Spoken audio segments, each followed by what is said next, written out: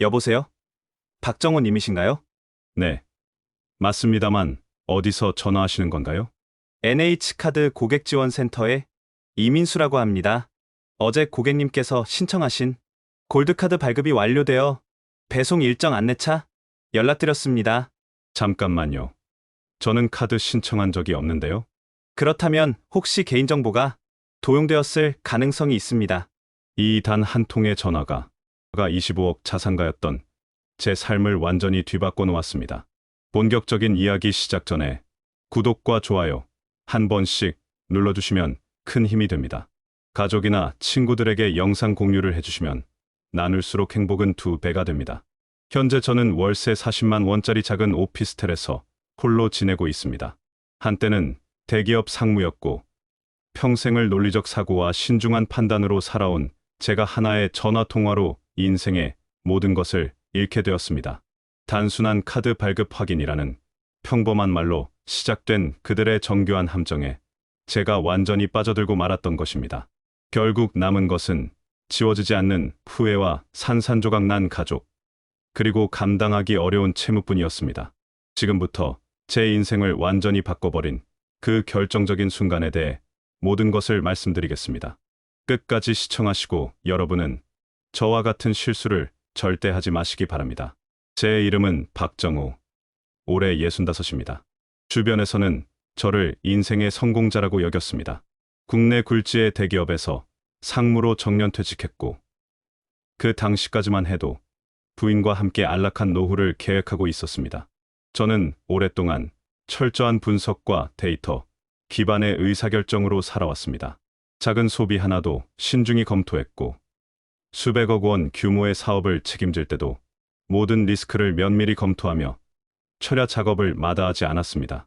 그런 제가 가장 이해하기 어려웠던 것이 바로 전화금융사기였습니다.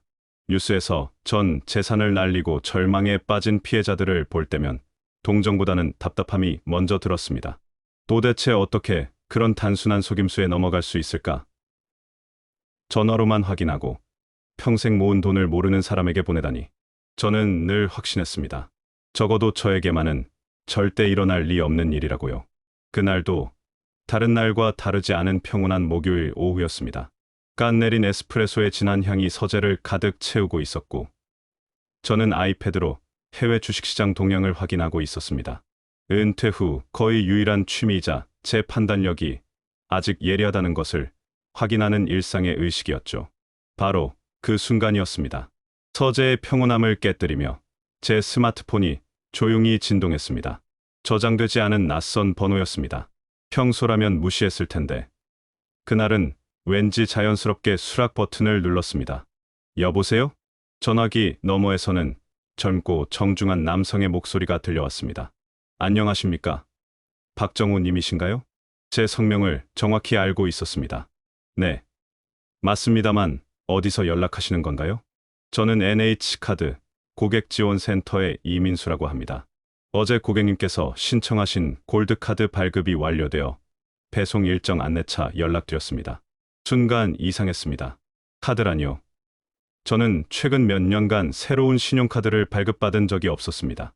더구나 은퇴 후 소비를 줄이고 있는 상황에서 골드카드는 전혀 필요 없는 상품이었죠. 무슨 말씀이세요? 저는 카드를 신청한 적이 전혀 없습니다. 뭔가 착오가 있는 것 같네요. 저는 명확하게 말했습니다. 제 목소리에는 사실과 다른 내용을 들었을 때 약간의 불쾌감이 섞여 있었을 겁니다. 그러자 상대방은 전혀 당황하지 않고 차분하게 응답했습니다. 아, 그러시군요. 그렇다면 본인 확인을 위해 생년월일이 1958년 6월 23일 맞으신지 확인해도 될까요? 제 생년월일까지 정확하게 알고 있었습니다. 순간 불쾌감은 미묘한 불안감으로 변했습니다. 요즘 개인정보 보안이 이렇게 허술해서야 또 어디서 내 정보가 유출된 모양이구나 하고 생각했습니다. 생년월일은 맞습니다. 하지만 거듭 말씀드리지만 저는 카드를 신청한 사실이 없습니다. 배송을 중단하고 그 카드는 즉시 취소해주세요. 네, 알겠습니다, 고객님. 그런데 시스템을 확인해 보니 분명히 고객님 명의로 정상 신청된 것으로 나와 있어서요. 혹시라도 개인정보가 도용되었을 가능성도 있을 것 같습니다. 그는 걱정스러운 어조로 말했습니다. 그러면서 매우 친절하고 논리적인 제안을 했습니다. 고객님, 제가 배송 담당이라 상세한 내용은 확인해 드릴 수가 없습니다. 가장 정확한 방법은 고객님께서 직접 저희 NH카드 본사 고객센터로 연락해서 신청 기록을 확인해 보시는 겁니다. 혹시 메모하실 수 있으시면 제가 대표 번호를 알려드리겠습니다. 그의 말은 합리적이었습니다.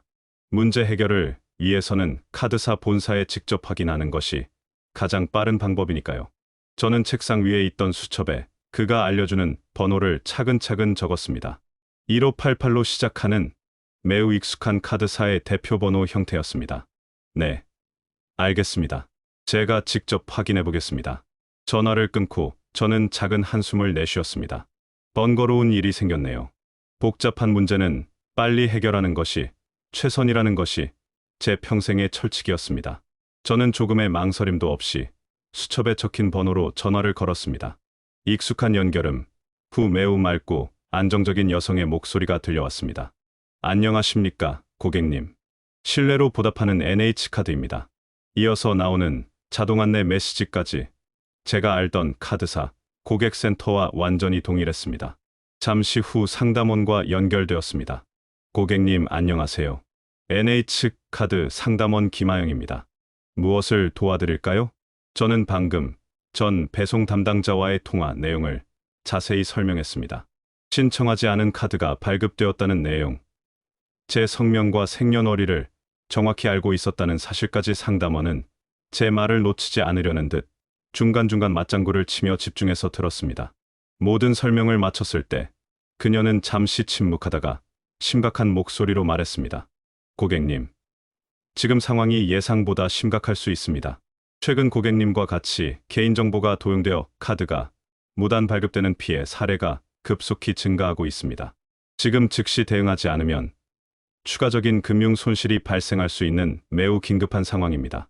그녀의 확신에 찬 목소리에 아까와는 비교할 수 없을 정도로 등골이 오싹해졌습니다. 단순한 시스템 오류가 아닐 수도 있겠다는 걱정이 밀려왔습니다. 그럼 어떻게 해야 합니까? 빨리 발급 취소부터 진행해 주세요. 고객님, 발급 취소는 당연히 처리해 드릴 거고요. 그 전에 더 중요한 과정이 있습니다. 해커들이 고객님의 스마트폰에 악성 소프트웨어를 설치해 개인정보를 탈취했을 가능성이 매우 높습니다. 따라서 카드 발급 취소보다 고객님 휴대폰에 대한 보안 검사를 먼저 진행해야 합니다. 보안 검사라. 타당한 설명이었습니다. 근본 원인을 해결하지 않으면 문제가 계속 반복될 테니까요. 어떻게 진행하는 건가요? 제가 무엇을 해야 하죠? 바로 그때 그녀는 제 평생의 상식을 흔드는 제안을 했습니다. 제가 그토록 경계했던 앱 설치에 관한 이야기였습니다. 하지만 그 접근법이 너무나도 교묘하고 치밀했습니다. 고객님, 저희 NH카드사는 절대 의심스러운 인터넷 링크를 문자로 보내드리지 않습니다. 그런 건 전부 스미싱 사기라는 거 잘 알고 계시죠?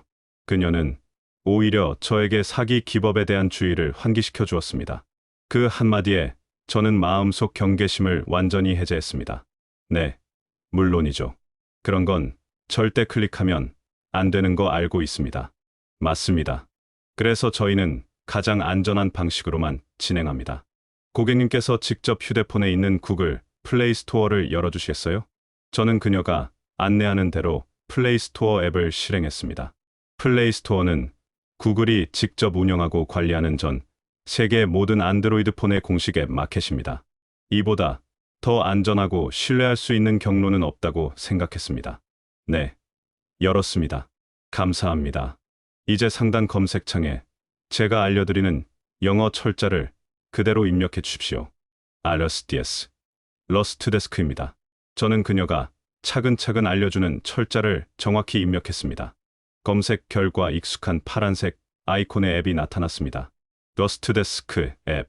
제가 회사에 있을 때 지방 사업장의 직원들의 컴퓨터 문제를 해결해주기 위해 원격으로 접속할 때 사용하던 바로 그 프로그램이었습니다.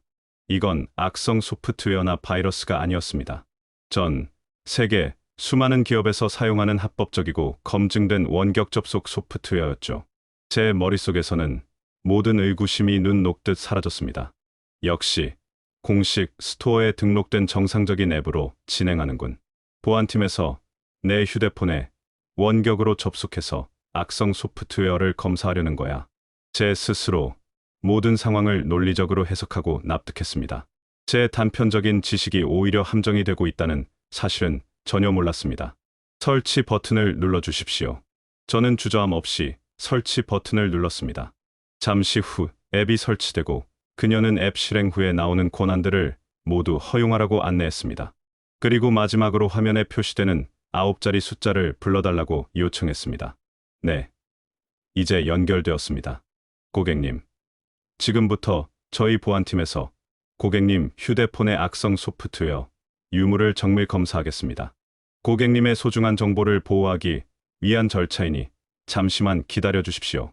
그 말이 끝나자마자 제 휴대폰 화면에 작은 마우스 포인터가 나타났다가 사라졌습니다.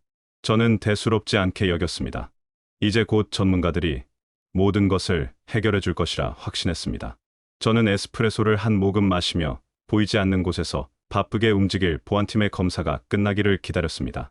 내 정보로 카드를 만든 바보 같은 범인들이 곧 잡히겠구나. 오히려 다행이라고 생각했습니다. 제 정보로 함부로 장난을 친 대가를 똑똑히 치르게 될 테니까요. 제 인생 최악의 착각이었습니다. 검사는 시작되지도 않았습니다. 오히려 사냥을 위한 덫에 제가 스스로 걸어 들어가고 있었을 뿐입니다. 그때였습니다. 다시 휴대폰이 울렸습니다.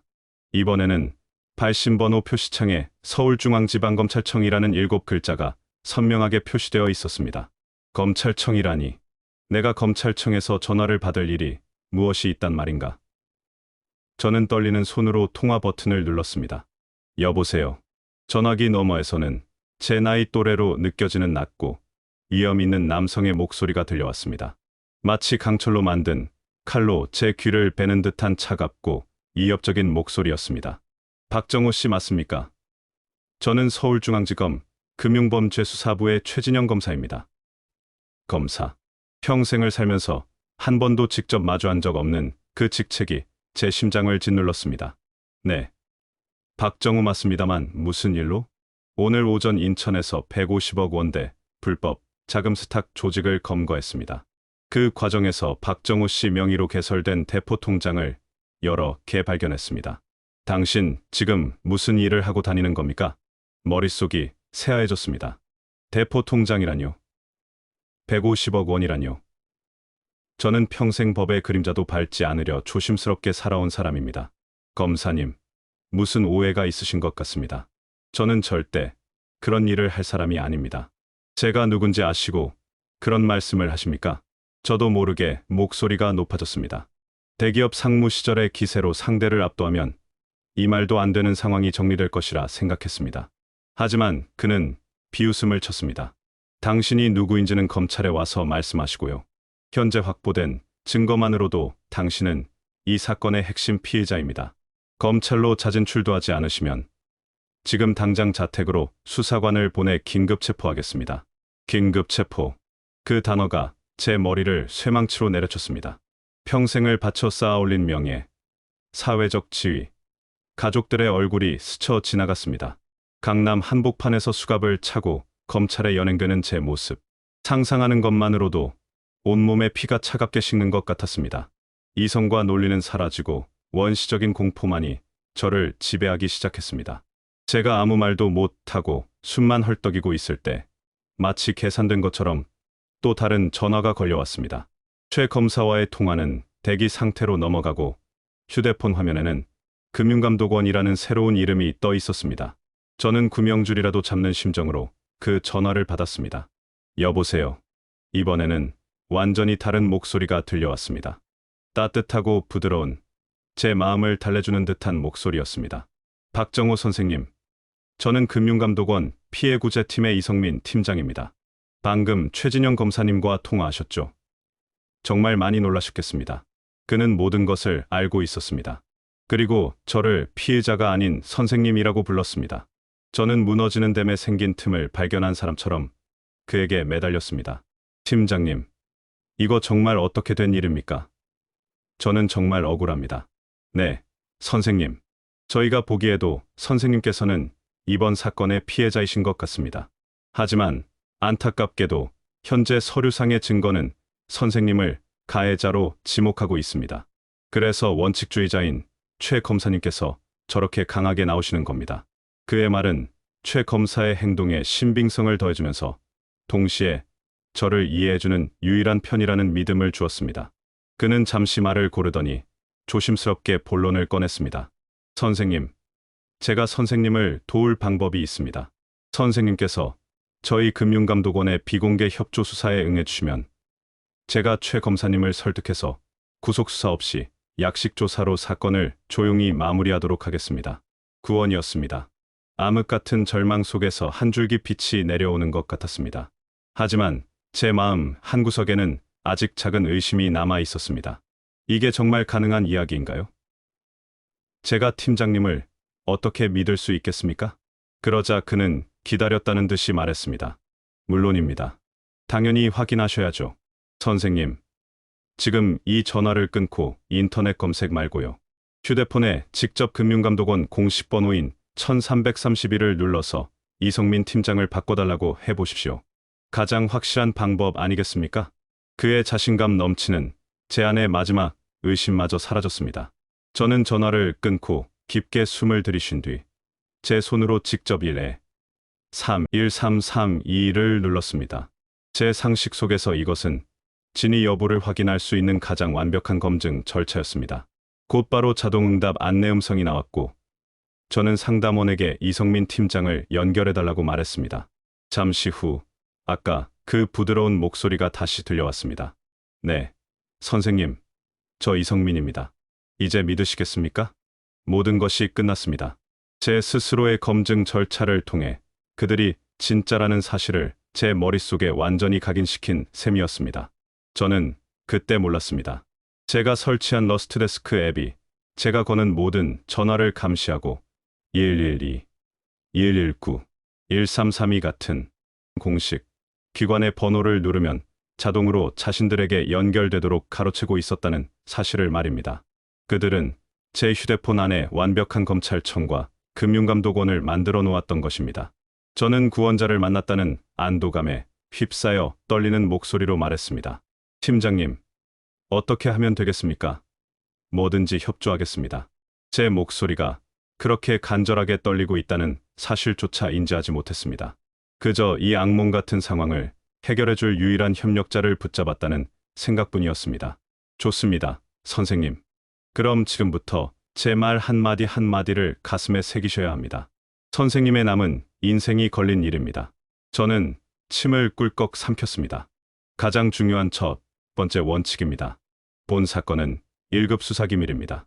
따라서 이 시간부로 선생님의 부인분이든 아드님이든 그 누구에게도 이 수사와 관련된 사실을 단 한마디도 발설해서는 안 됩니다. 저는 순간적으로 당황했습니다. 아니, 가족에게도 말을 하지 말라니요. 제 아들은 국내 유명 로펌에서 일하는 변호사입니다. 이런 상황에서 가장 먼저 상의해야 할 사람이 바로 아들이었습니다. 팀장님, 그건 좀, 제 아들이 변호사인데 아들에게만큼은 상황을 설명해서 제 말이 채 끝나기도 전에 팀장의 목소리가 날카롭게 끼어들었습니다. 선생님, 바로 그 부분이 가장 위험한 겁니다.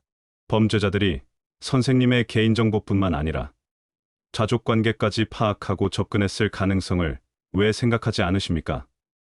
만약 선생님의 입에서 정보가 한마디라도 새어나가 범죄자들이 눈치채는 날엔 모든 증거를 인멸하고 해외로 도주할 겁니다.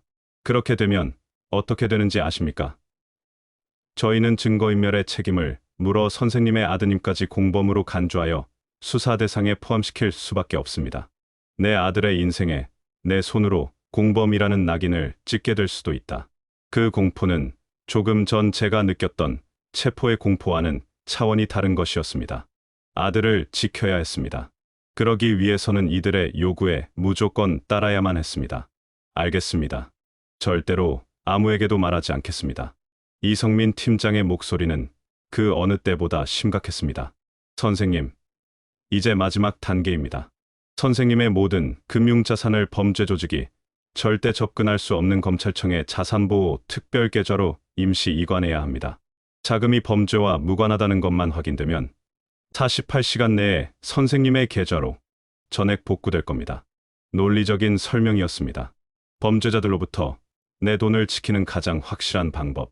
저는 다음 날 아침 곧바로 주거래 은행의 VIP 창구로 향했습니다.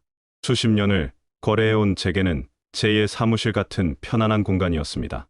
하지만 제가 예금 전액의 이체를 요청하자 저를 오랫동안 담당해온 S은행 김 지부장의 표정이 굳어졌습니다. 고객님, 갑자기 이 거액을 전부요.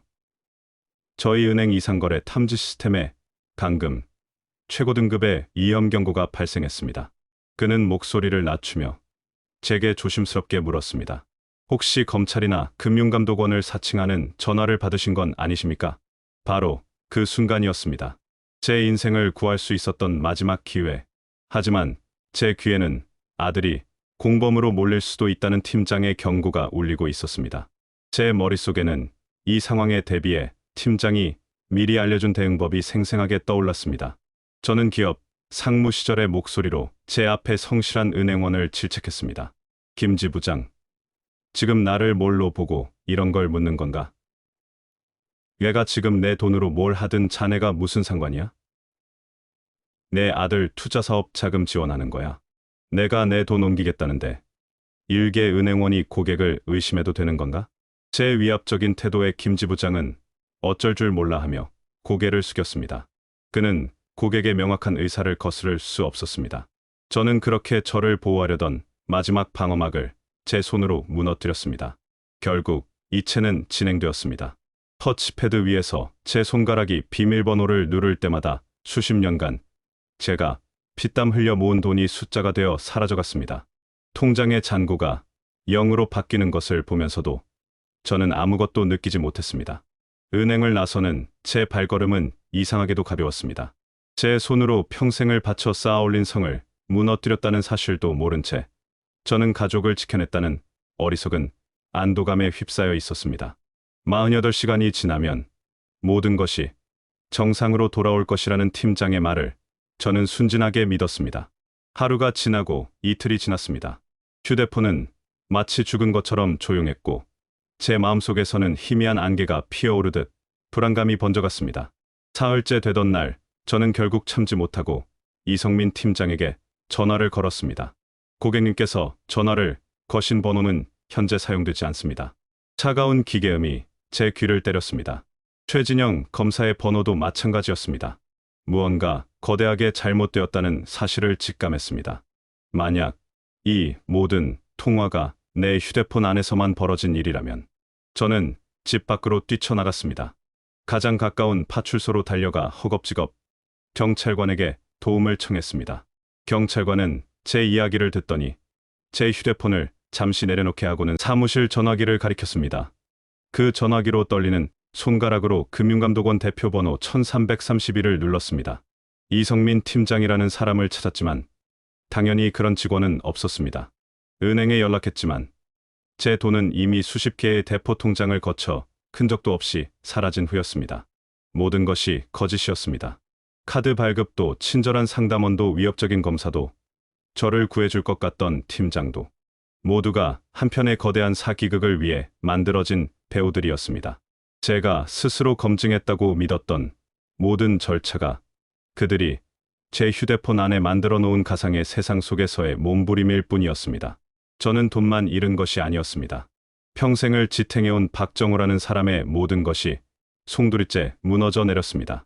그날 저녁 저는 평생을 함께한 아내의 얼굴을 마주하고 모든 것을 고백했습니다.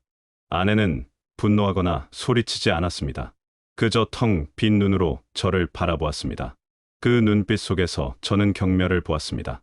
평생을 가장 이성적이고 신중하다고 믿었던 남편의 어리석음에 대한 깊고 차가운 경멸이었습니다. 며칠 후 아내는 말없이 이혼 서류 한 장을 남겨두고 집을 떠났습니다. 변호사 아들에게는 차마 제 입으로 말할 용기가 나지 않았습니다. 하지만 아들은 이미 언론 보도를 통해 모든 사실을 알고 있었습니다. 전화기 너머 들려온 아들의 목소리는 제가 알던 아들이 아니었습니다. 아버지, 제가 전화 사기 조심하시라고 몇 번을 말씀드렸습니까? 아버지의 그 어리석은 자존심과 판단착오 때문에 우리 가족이 전부 망가졌습니다. 그것이 아들과의 마지막 통화였습니다. 25억의 자산은 신기루처럼 사라졌습니다. 오히려 사기꾼들의 지시에 따라 추가로 받았던 대출만이 현실의 빚으로 남았습니다. 강남 아파트는 헐값에 경매로 넘어갔고 저는 거리로 나앉았습니다. 1년이 지난 지금 저는 영등포의 한 낡은 오피스텔에서 하루하루를 버티고 있습니다. 한 평 남짓한 이 방. 이곳이 제 인생의 마지막 정거장입니다. 아침의 에스프레소 향은 축축한 곰팡이 냄새로 바뀌었고 강남의 야경이 보이던 통창은 얼룩진 콘크리트 벽이 대신하고 있습니다. 밤이 되면 잠을 이룰 수가 없습니다. 그날의 통화 내용이 귓가에 생생하게 맴돌고 내가 왜 그랬을까 하는 지독한 자책감에 숨이 막혀옵니다. 사람들의 눈을 마주치는 것조차 두려워. 저는 스스로 투명인간 같은 존재가 되었습니다. 오늘 저녁도 저의 유일한 식사인 컵라면에 뜨거운 물을 붓습니다. 지갑 속에 간직한 낡은 가족 사진을 물끄러미 바라봅니다. 사진 속에서 행복하게 웃고 있는 아내와 아들, 그리고 성공한 가장의 얼굴을 하고 있는 젊은 날의 저는 돈을 잃은 것이 아니었습니다. 돈으로 살 수 없는 모든 것을 잃었습니다. 아내의 신뢰, 아들의 존경, 그리고 제 자신에 대한 존엄까지도요. 부디 제 어리석은 자만심이 만들어낸 이 처참한 결말을 기억해 주시고 여러분께서는 절대 이러한 피해를 당하지 마시기 바랍니다. 지금까지 긴 이야기 들어주셔서 감사드립니다. 이 영상이 한 분이라도 더 많은 분들에게 도움이 되기를 바라며 구독과 좋아요 꾹 눌러주시면 정말 큰 힘이 됩니다. 감사합니다.